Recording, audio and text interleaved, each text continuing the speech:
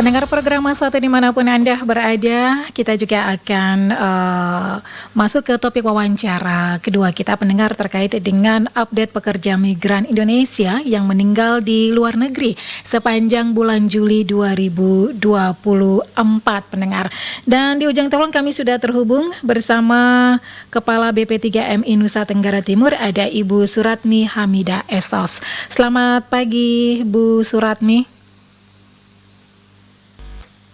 Sehat selalu. Iya, baik. Salam sehat juga ya Bu Suratmi. Minta waktunya pagi ini bersama Pro 1 RRI ND. Baik, Bu Suratmi, ini bisa diinformasikan kepada pendengar ini sejauh ini terkait dengan pekerja migran Indonesia yang meninggal di luar negeri sepanjang bulan Juli ya 2024 ini sudah berapa banyak sampai dengan saat ini nih Bu Suratmi? Siap. Jadi penanganan PMI meninggal dari Januari sampai Juli kurang lebih sudah 66 orang Kak, dengan paling terbanyak dari Kabupaten Malaka. Untuk ND sudah sebanyak 6 orang Kak. Sampai di bulan Juli. Oke, ini 66 orang ya. Dan selain itu langkah yang telah diambil dari BP3MI sendiri dalam menangani kasus-kasus kematian PMI asal NTT di luar negeri ini seperti apa sejauh ini? Ya, jadi dari 66 orang itu cuma satu yang prosedural Kak. Cuma satu yang berangkat, lebih 65 orang itu diberangkatkan secara non-prosedural. Jadi kasus yang kami itu bahwa kami mengimbau bahwa ketika teman-teman mau berangkat itu cari informasi dengan baik di Dinas Tenaga Kerja maupun di BP3MI. Dalam hal ini bagaimana? Kalau orang yang berangkat itu secara resmi kan dia diperiksa kesehatan. Kan selama ini teman-teman saudara-saudara kita yang berangkat secara non prosedural tuh tidak pernah diperiksa kesehatannya dengan baik. Akhirnya banyak kasus itu terjadi. Penyakit, jadi paling banyak itu teman saudara-saudara kita yang itu banyak karena gagal ginjal dan TBC akut paru-paru. Akibat dari apa? Pekerja kita hanya punya tahu konsep bekerja, tapi konsep merawat kesehatan dirinya itu tidak pernah, tidak tahu. Akhirnya banyak berimplikasi terhadap penyakit bawaan tersebut. Baik, ini menjadi pola atau penyebab umum ya dari kematian PMI asal Nusa Tenggara Timur seperti itu ya? Siap, yang banyak didominasi oleh gagal ginjal dan paru-paru Bu. Oke, ini yang diidentifikasi sejauh ini ya Pak Bu Sumar. Oke, baik. Nah, selain itu dengan adanya total 66 orang yang meninggal di luar negeri, bagaimana BP3MI NTT ini berkoordinasi dengan instansi terkait di luar negeri untuk bisa mengurus pemulangan jenazah PMI? Ya, siap. Kami jadi di luar negeri selain kami dibantu oleh KBRI, kami juga dibantu oleh Paguyupan Pulau Bamora. Jadi Paguyupan Pulau Bamora kebetulan sekarang ketuanya orang Endeh yang cukup membackup kami, membantu untuk fasilitasi penanganan pemulangan PMI kita asal NTT secara keseluruhan itu Kak. Oke, jadi ada kolaborasi begitu ya? Kolaborasi. Jadi kita tidak bisa kalau untuk kasus PMI NTT itu Kak, kita sebagai pemerintah kita sadar diri untuk kita tidak bisa karena kita butuh kolaborasi dalam hal ini selain dengan pemerintah daerah, selain dengan itu NGO dan juga teman-teman gereja Kak, baik GEMIT maupun keuskupan Kak. Oke, baik. Nah, sejauh ini peran dari BP3MI sendiri untuk tindakan pencegahan yang telah diterapkan untuk bisa melindungi PMI asal NTT yang bekerja di luar negeri seperti apa nih Bu? Siap, kami juga ini selain sosialisasi yang kami lakukan secara masif, kami juga kolaborasi Kak. Jadi penyadaran, jadi sekarang kami lagi giat dengan teman-teman dari GEMIT dan keuskupan menjadikan bagaimana, karena 92% permasalahan PMI itu ada di desa. 90 sekian persen itu adalah umat basis Kak. Jadi bagaimana menjadikan pesan migrasi aman itu menjadi pesan mimbar Kak. Dan juga bagaimana, kedua adalah konsep pemberdayaan umat dan pemberdayaan masyarakat. Maksudnya bagaimana? Selama ini adalah bantuan yang dikasih ke ini masyarakat itu saya lihat lebih banyak sifatnya bantuan tunai. Nah, bantuan tunai itu menjadikan orang tak terberdaya, Kak. Maksudnya menjadikan orang kayak pengemis. Jadi bagaimana konsepnya kita itu adalah membuat orang tuh berdaya dan mandiri, Kak. Kalau kita konsepnya tuh begitu, sehingga ketika dia mandiri, dia tahu bagaimana ketika dia susah, dia bagaimana untuk membangun dirinya, membangun diri untuk berusaha. Tapi kalau tunai, Kak, dia tidak bisa. Ketika tidak ada pekerjaan, otomatis yang dia pilih adalah jalan ilegal, Kak. Oke, ini banyak kejadian yang terjadi di yang dialami oleh PMI kita di Nusa Tenggara Timur seperti itu ya. Siap. Nah, untuk pencegahannya juga sudah dilakukan oleh BP3MI sejauh ini sudah memberikan sosialisasi begitu ya, Bu Suratmi. Kami juga kerjasama dengan kolaborasi dengan teman-teman penegak hukum apa. Tapi kalau bagi saya melihat, Kak, ketika pencegahan tanpa solusi, Kak, maksudnya mereka butuh makan. Sebagai pemerintah, kita tidak bisa mengikat perut orang dari rasa lapar. Karena banyak sekali warga kita yang ke luar negeri, ke Malaysia, ini adalah notabene yang kurang skill, Kak. Satu-satunya negara di dunia yang tidak pernah melihat skill orang, Kak, kemampuan potensi orang cuma Malaysia, Kak. Malaysia mengukur kompetensi orang berdasarkan kompetensi otot, bukan otak, Kak.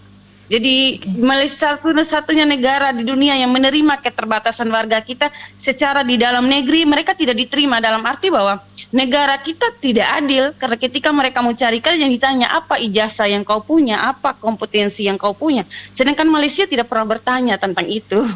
Oke, baik. Dan ini menjadi tugas berat nih dari BP3MI ya, untuk bagaimana menyadarkan PMI kita ya untuk bekerja sesuai dengan prosedural seperti itu ya, Bu Suratmi ya. Siap, Kak. Oke, nah jadi kita PR kita bersama, Kak, gitu. Baik. Apakah ada program khusus yang disediakan oleh BP3MI untuk bisa memberikan pelatihan atau pendidikan kepada PMI sebelum mereka berangkat ke luar negeri, Bu?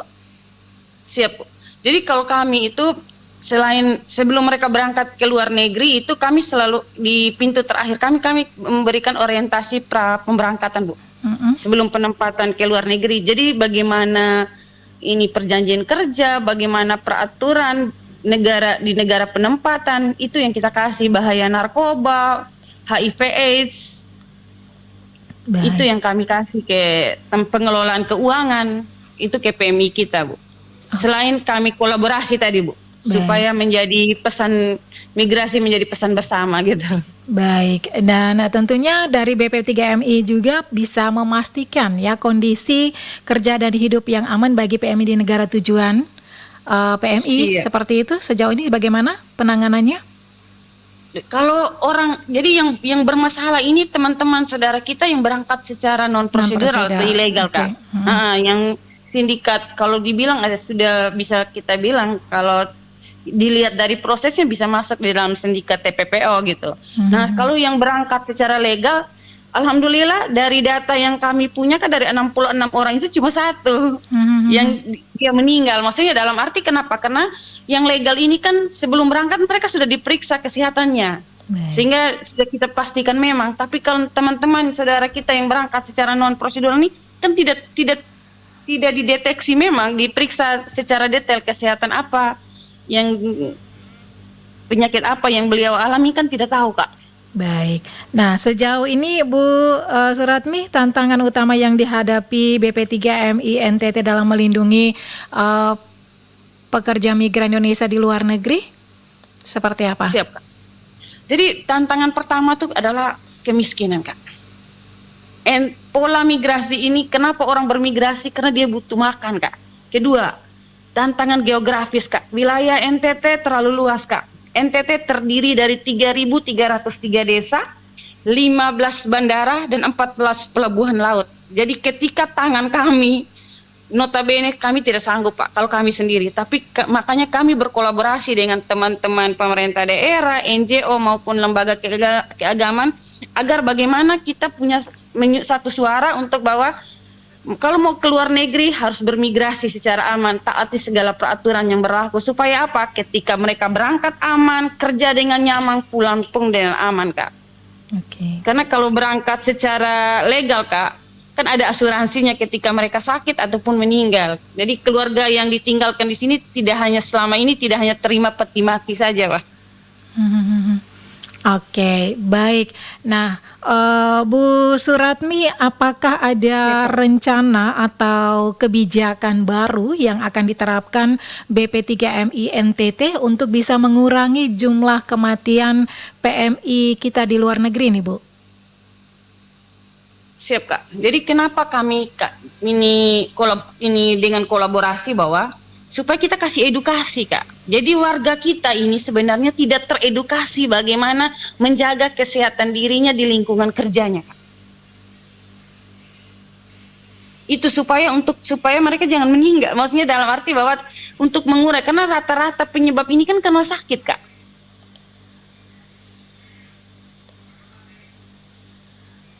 Jadi kalau warga kita diedukasi dengan baik, otomatis bahwa penyakit ini bisa ditanggulangi, Kak.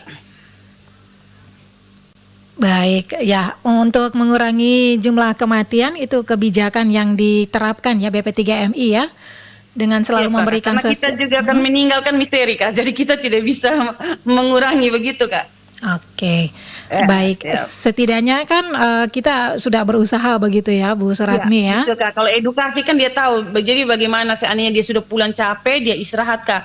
Ketika haus bukan yang dicari kerating daeng, Kak. Yang dicari adalah air putih. Karena itu yang saya lihat selama ini teman-teman di ladang itu adalah pola hidupnya yang salah, Kak. Makanya banyak gagal ginjal itu, Kak. Oke, baik. Nah, apa yang menjadi himbauan Anda untuk para calon PMI kita dan juga khususnya PMI kita yang juga sudah ada di luar negeri ataupun yang akan ya mencari pekerjaan di luar negeri nih, Bu Suratmi? Siap. Jadi saudara-saudaraku seluruh NTT kalau mau berangkat carilah informasi yang benar. Ikutilah prosedur resmi yang ditetapkan oleh pemerintah supaya apa? Ketika berangkat aman, kerja dengan nyaman, pulang pun dengan aman. Dan juga jangan lupa bayar asuransi BPJS Ketenagakerjaannya. Supaya apa? Keluarga ada tercover gitu loh, Kak. Oke, baik. Terima kasih Bu Suratmi untuk waktunya pagi ini bersama Prosate RRI. Sama-sama, salam sehat, Kak. Salam sehat, selamat pagi. Pagi, Kak.